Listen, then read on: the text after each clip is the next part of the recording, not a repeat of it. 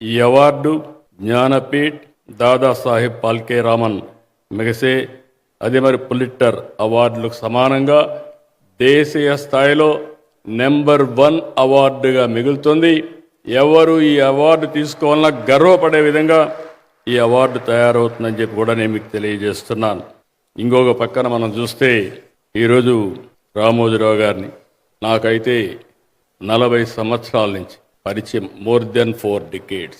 రామోజీరావు గారు ఎవరిని పిలవరు, ఎవరు వచ్చినా కాదనరు.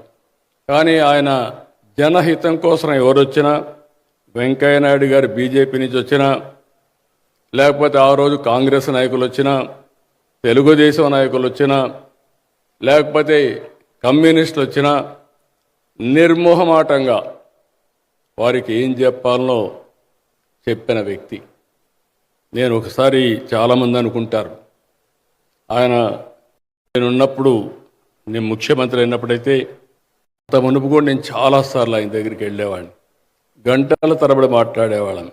నా అనుభవం మీరు చూస్తే ఆయన ఒక మాట చెప్పేవాడు, నువ్వు నన్ను గురించి, నా ఆర్గనైజేషన్ గురించి ఎక్కడా ఒక మాట అడగద్దు, మీ ప్రభుత్వంలో నేను ఏ ఫేవర్ అడగను, నువ్వు ఏదైనా మంచి చేయాలనుకుంటే మీరు చర్చకు కావాలంటే రండి, నేను ఆ విషయాలపైన చర్చిస్తా, నీకు నచ్చితే చెయ్యి, లేకపోతే నీ ఇష్టమని చెప్పిన ఏకైక వ్యక్తి రామోజీరావు గారు అని చెప్పి కూడా నేను మీకు తెలియజేస్తున్నా.